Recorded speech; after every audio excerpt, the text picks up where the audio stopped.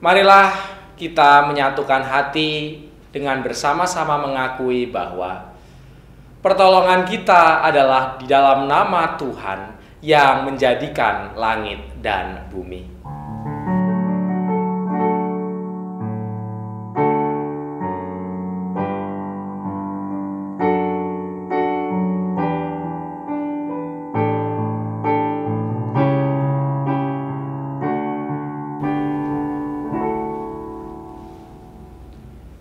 Kasih, karunia, dan damai sejahtera dari Allah Bapa kita dan dari Tuhan Yesus Kristus menyertai saudara sekalian.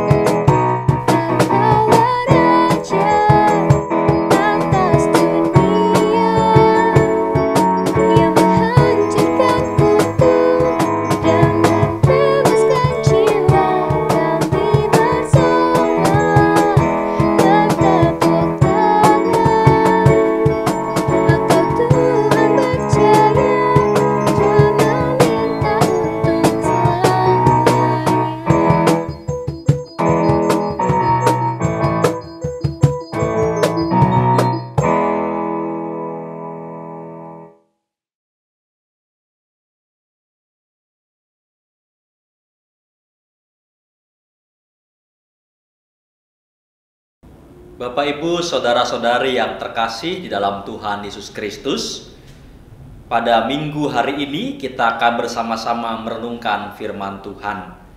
Oleh karenanya, mari kita bersatu di dalam doa. Ya Allah, kami bersyukur atas kesehatan, juga kesatuan hati yang Tuhan berikan kepada kami, sehingga kami boleh bersama-sama memuji dan memuliakan nama Tuhan, juga merenungkan sabda-Mu. Kami percaya ya Tuhan, Roh Kudus-Mu akan menuntun kami di dalam kami merefleksikan sabda-Mu, sehingga sabda-Mu itu boleh tertanam di dalam hati kami dan keluar menjadi laku keseharian hidup kami. Di dalam nama Tuhan kami Yesus Kristus, kami siap menyambut sabda-Mu. Amin. Bacaan firman Tuhan pada minggu pagi hari ini diambilkan dari Injil Matius pasal 20 ayat pertama sampai dengan ayat yang ke-16. Yang demikian firman Tuhan. Adapun hal kerajaan sorga sama seperti seorang tuan rumah yang pagi-pagi benar keluar mencari pekerja-pekerja untuk kebun anggurnya. Setelah ia sepakat dengan pekerja-pekerja itu mengenai upah sedinar sehari, ia menyuruh mereka ke kebun anggurnya. Kira-kira pukul 9 pagi, ia keluar pula. Dan dilihatnya ada lagi orang-orang lain menganggur di pasar. Katanya kepada mereka, "Pergi jugalah kamu ke kebun anggurku, dan apa yang pantas akan kuberikan kepadamu." Dan mereka pun pergi. Kira-kira pukul 12 dan pukul 3 petang, ia keluar pula dan melakukan sama seperti tadi. Kira-kira pukul 5 petang, ia keluar lagi dan mendapati orang-orang lain pula, lalu katanya kepada mereka, "Mengapa kamu menganggur saja di sini sepanjang hari?" Kata mereka kepadanya, "Karena tidak ada orang mengupah kami." Katanya kepada mereka, "Pergi jugalah kamu ke kebun anggurku." Ketika hari malam, tuan itu berkata kepada mandurnya, "Panggillah pekerja-pekerja itu dan bayarkan upah mereka, mulai dengan mereka yang masuk terakhir hingga mereka yang masuk terdahulu." Maka datanglah mereka yang mulai bekerja kira-kira pukul 5, dan mereka menerima masing-masing 1 dinar. Kemudian datanglah mereka yang masuk terdahulu, sangkanya akan mendapat lebih banyak. Tetapi mereka pun menerima masing-masing 1 dinar juga. Ketika mereka menerimanya, mereka bersungut-sungut kepada tuan itu, katanya, "Mereka yang masuk terakhir ini hanya bekerja 1 jam, dan engkau menyamakan mereka dengan kami yang sehari suntuk bekerja berat dan menanggung panas terik matahari." Tetapi tuan itu menjawab seorang dari mereka, "Saudara, aku tidak berlaku tidak adil terhadap engkau. Bukankah kita telah sepakat sedinar sehari? Ambillah bagianmu dan pergilah. Aku mau memberikan kepada orang yang masuk terakhir ini sama seperti kepadamu. Tidakkah aku bebas mempergunakan milikku menurut kehendak hatiku? Atau iri hatikah engkau karena aku murah hati?" Demikianlah orang yang terakhir akan menjadi yang terdahulu, dan yang terdahulu akan menjadi yang terakhir. Demikianlah Injil Yesus Kristus. Berbahagialah setiap kita yang menerimanya dan menyimpan di dalam hatinya. Haleluya.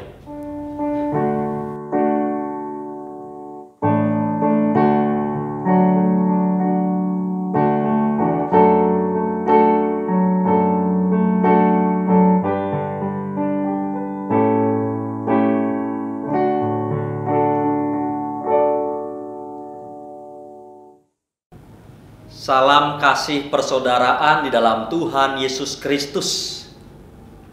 Saya berharap Bapak Ibu Saudara semua dalam keadaan yang sehat dan penuh sukacita. Sebab sebagaimana Amsal 17 ayat 22 mengatakan, "Hati yang gembira adalah obat yang manjur, tetapi semangat yang patah mengeringkan tulang." Mari kita bergembira dan membagikan kesukacitaan kepada orang-orang di sekitar kita. Boleh dikasih senyum dulu anggota keluarga yang ada di rumah kita. Bapak Ibu Saudara-saudara kasih Tuhan, meskipun kita masih berada di masa pandemi, jumlah kasus positif COVID-19 juga belum menunjukkan tanda-tanda penurunan, jurang resesi semakin mendekat, kita tetap harus bersukacita. Kalau hati kita riang gembira, maka pasti ada semangat untuk melakoni hidup.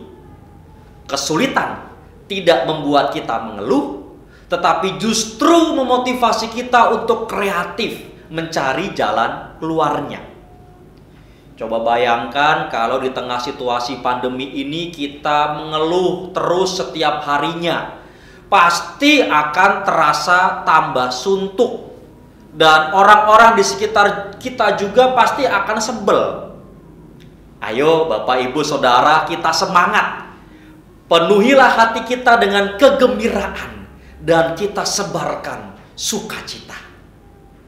Kabar sukacita dari Tuhan Yesus minggu hari ini bicara tentang perumpamaan para pekerja di kebun anggur. Sang tuan kebun anggur memanggil para pekerja untuk bekerja padanya. Mulai memanggil dari pagi, lalu jam 9, jam 12, jam 15 atau 3 sore, dan terakhir jam 17 atau 5 sore. Sementara waktu kerja pada zaman itu sampai jam 18 atau 6 sore. Dan upah harian sebesar 1 dinar.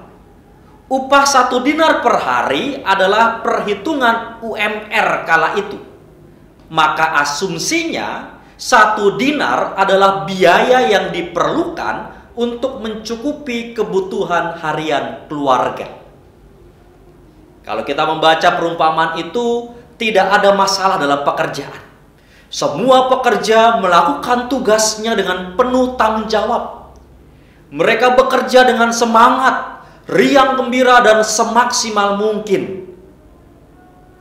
Lantas masalah muncul ketika sang tuan memberikan upah. Sebab semua pekerjanya dibayar sesuai kesepakatan, yaitu 1 dinar.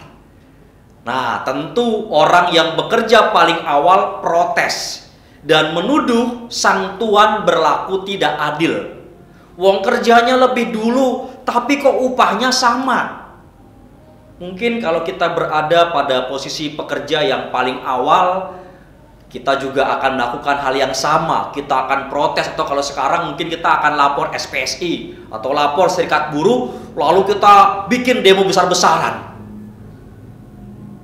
Oleh karenanya, Bapak Ibu Saudara, melalui perumpamaan ini Tuhan Yesus hendak mengajak kita untuk kembali menimbang-nimbang pengertian kita mengenai keadilan.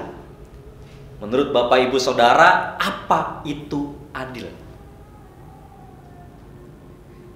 Jika adil adalah para pekerja yang datang belakangan mendapatkan upah harian yang lebih sedikit, padahal kita tahu bahwa 1 dinar adalah biaya yang diperlukan untuk mencukupi kebutuhan harian keluarga. Bukankah dengan begitu pekerja yang datang belakangan dan keluarganya tidak akan mampu mencukupi kebutuhan mereka? Bisa jadi mereka akhirnya tidak mendapatkan makanan yang cukup, lalu kelaparan, nggak punya tenaga, dan bahkan menjadi sakit sehingga tidak bisa bekerja keesokan harinya. Apakah adil berarti menelantarkan sesama? Tentu tidak.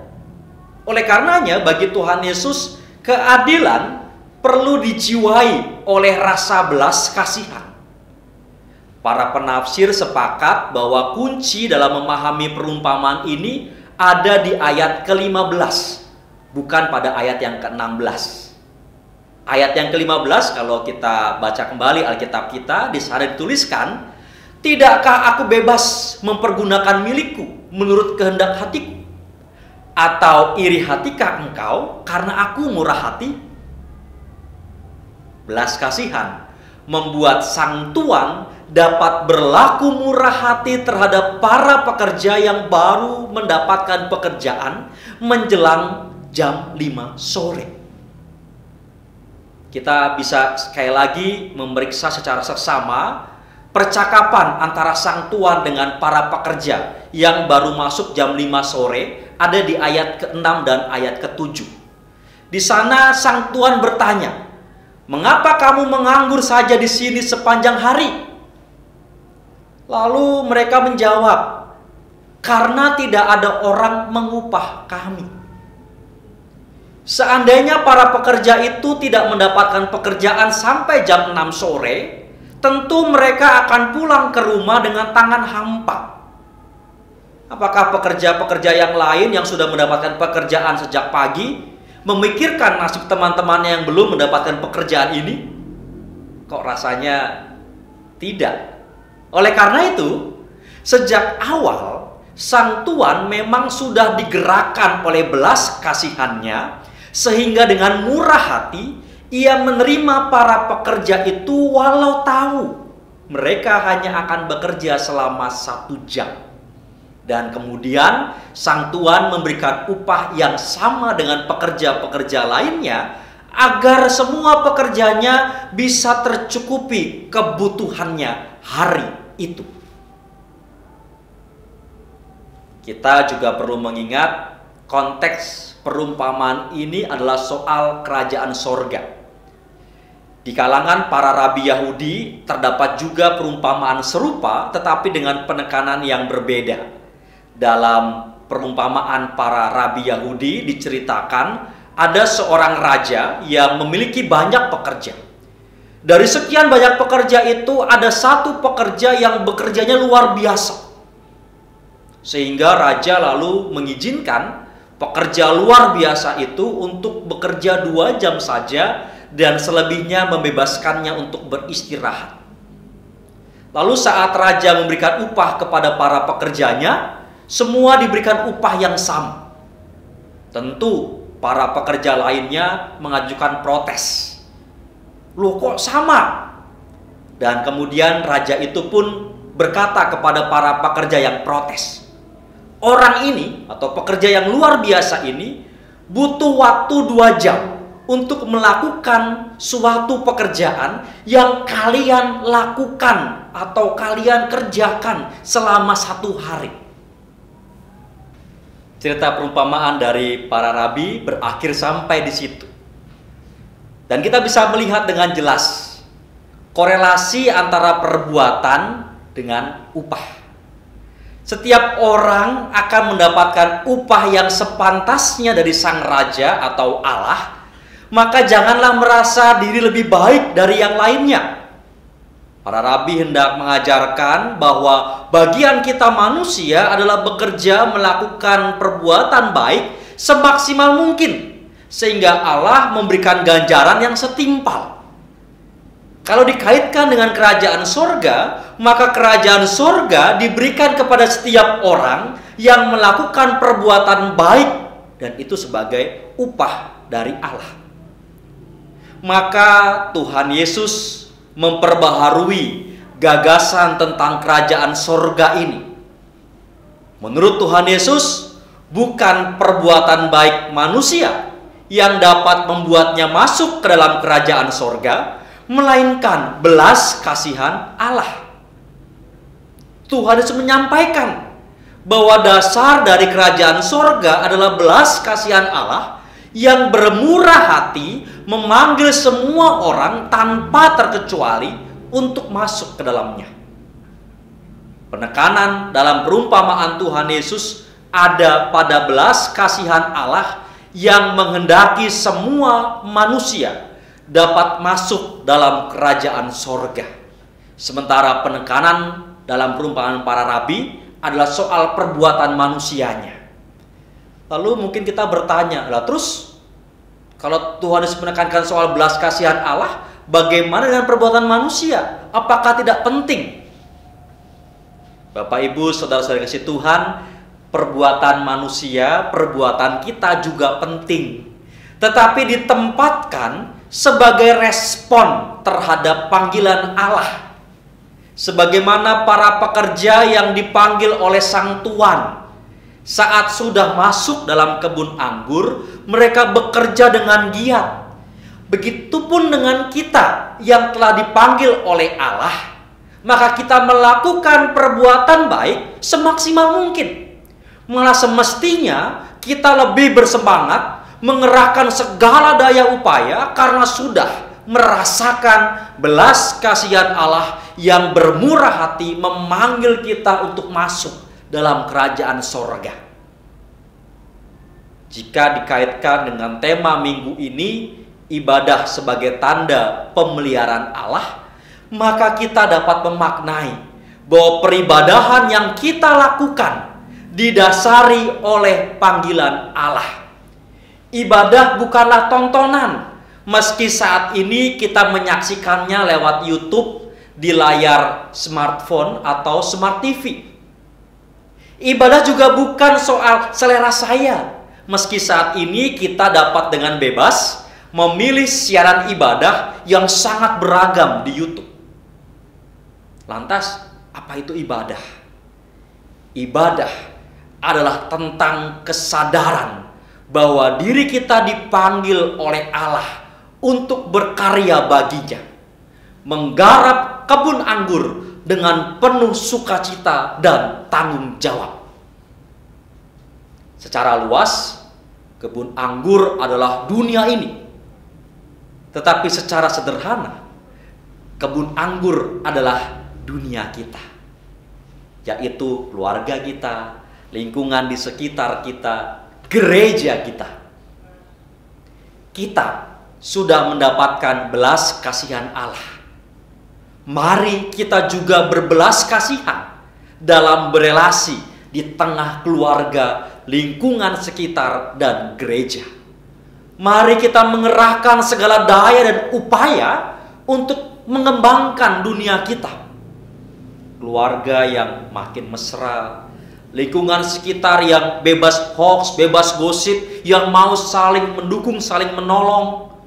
Serta kita juga mau mendukung program-program gereja kita, seperti renovasi atap gedung gereja, renovasi rumah pastori di Pedang Lestari, juga proses pemanggilan pendeta di Serpong. Bapak, Ibu, Saudara kasih Tuhan, itu semua kita lakukan sebagai wujud syukur atas belas kasihan Allah yang sudah memanggil dan kita sudah menerimanya. Amin.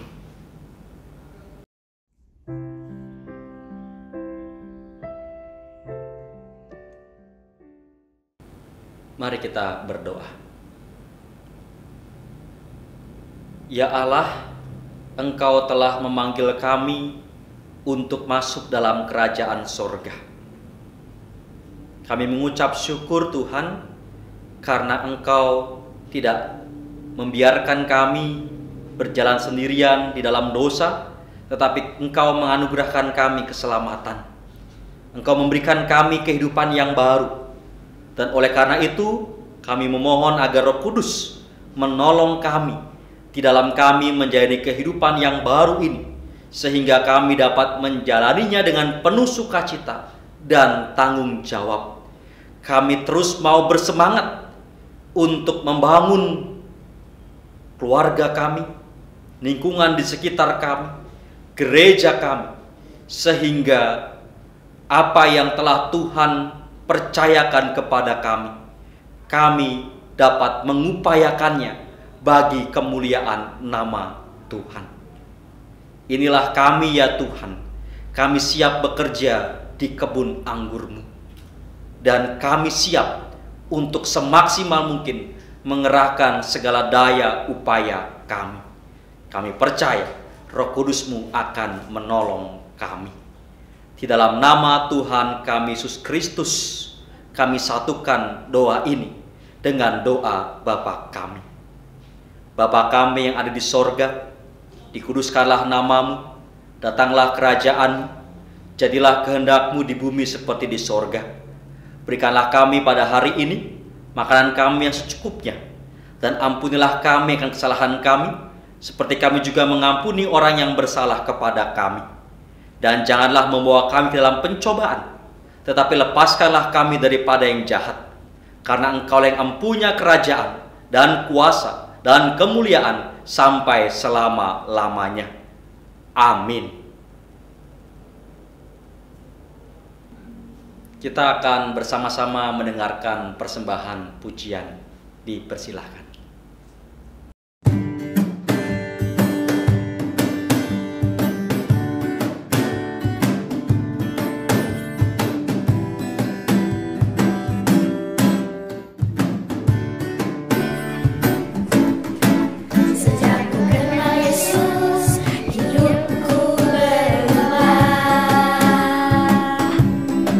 Sejak ku kenal Yesus, sukacitaku penuh.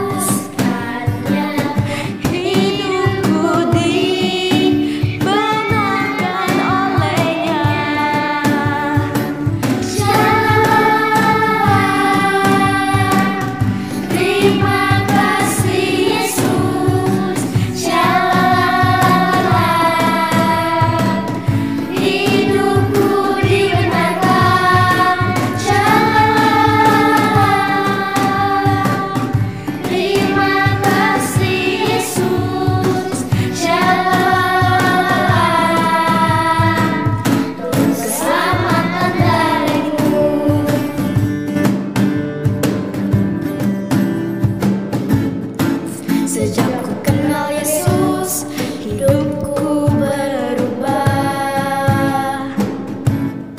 Sejak ku kenal Yesus, sukacitaku penuh. Karena dosaku dihapuskannya, hidupku dibenarkan olehnya.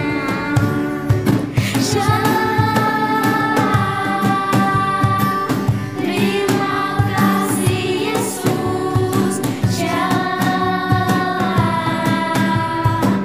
hidupku dibenarkan. Terima kasih Yesus, untuk keselamatan darimu.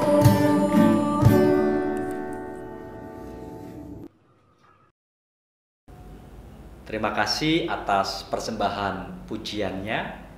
Mari Bapak Ibu Saudara dengan berdiri bersama-sama dengan seluruh umat Allah di sepanjang sejarah penyelamatan Allah, kita mengucapkan pengakuan iman rasuli yang demikian. Aku percaya kepada Allah, Bapa yang Maha Kuasa, Khalik langit dan bumi, dan kepada Yesus Kristus, Anak yang tunggal Tuhan kita, yang dikandung daripada Roh Kudus, lahir dari anak darah Maria, yang menderita di bawah pemerintahan Pontius Pilatus, disalibkan, mati dan dikuburkan, turun ke dalam kerajaan maut, pada hari yang ketiga bangkit pula dari antara orang mati, naik ke sorga, duduk di sebelah kanan Allah Bapa yang Maha Kuasa, dan akan datang dari sana untuk menghakimi orang yang hidup dan yang mati. Aku percaya pada Roh Kudus, gereja yang kudus dan am, persekutuan orang kudus, pengampunan dosa, kebangkitan orang mati, dan hidup yang kekal.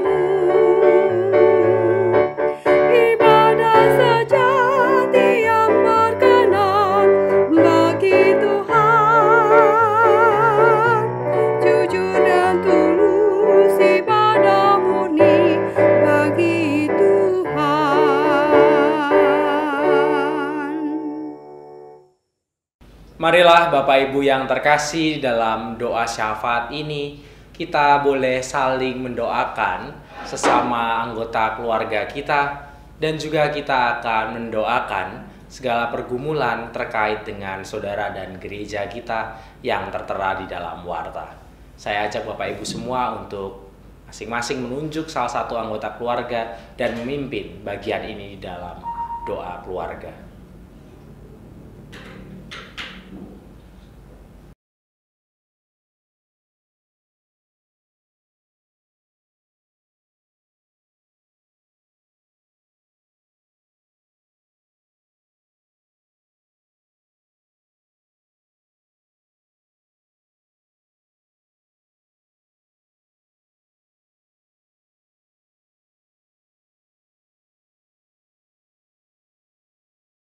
Bapak Ibu Saudara, arahkanlah hati kepada Tuhan.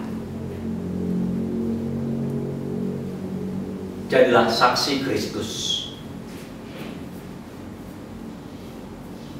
Terpujilah Tuhan. Tenanglah kini hatiku.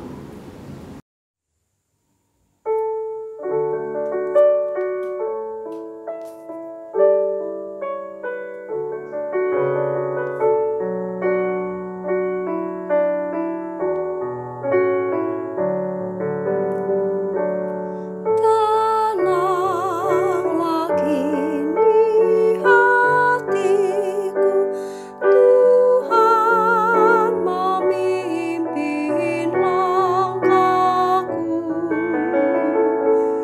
Di tiap saat dan karsa, tetap ku rasa tangannya. Tuhanlah yang membimbingku, tanganku dipegang teguh. Hatiku berserah penuh, tanganku dipegang teguh.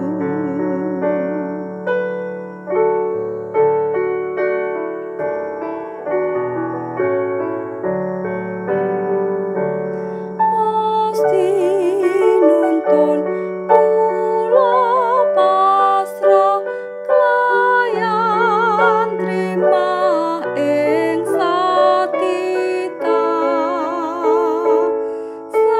Sanadyan to tuken janji, kula tansah dipun ganti. Dekasih kang ati kula, astanya piyambak kang reksa. Mila kula manut Gusti, juru wilujeng sejati.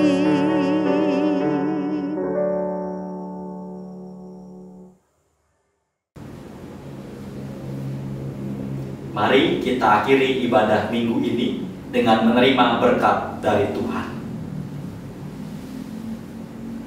Tuhan memberkati saudara dan melindungi saudara. Tuhan menyinari saudara dengan wajah-Nya dan memberi saudara kasih karunia.